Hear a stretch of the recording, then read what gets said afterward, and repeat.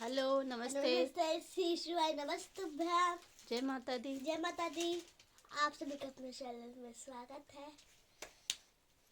तो हम गाने जा रहे हैं भजन। आशा करते हैं आपको अच्छा लगे। हम चल रहे हैं गाने चुटकुला गीत और आप सबको अच्छा लगेगा ऐसी मेरी उम्मीद है। आप सबका मेरे चैनल हाउस वाइफ की लाइफ में स्वागत है। और हमें ला दो चुनरिया ओ राजा जी, हमें ला दो चुनरिया ओ राजा जी, हमें ला दो चुनरिया ओ राजा जी।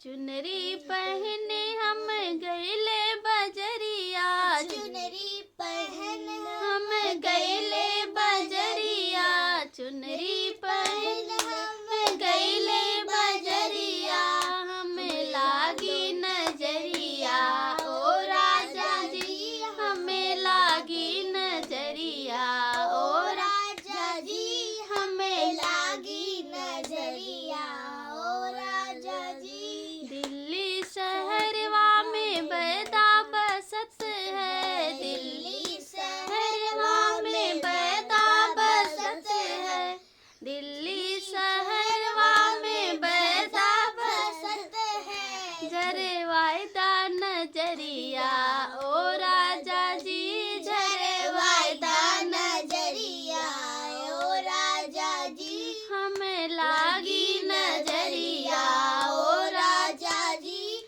हमें लागी नजरिया ओ राजा जी। दिल्ली शहरवा के बैदा हरामी, दिल्ली शहरवा के बैदा हरामी, मोरी मांगे ननदिया ओ राजा जी, मोरी मांगे ननदिया ओ राजा जी, हमें लागी नजरिया ओ राजा जी, हमें लागी नजरिया ओ राजा जी।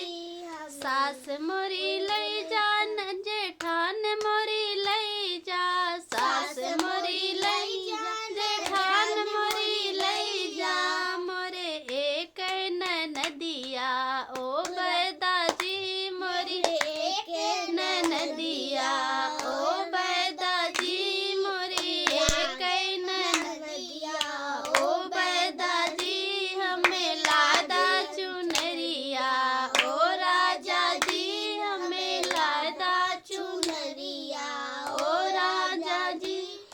धन्यवाद। धन्यवाद। बंद करना। नहीं करना।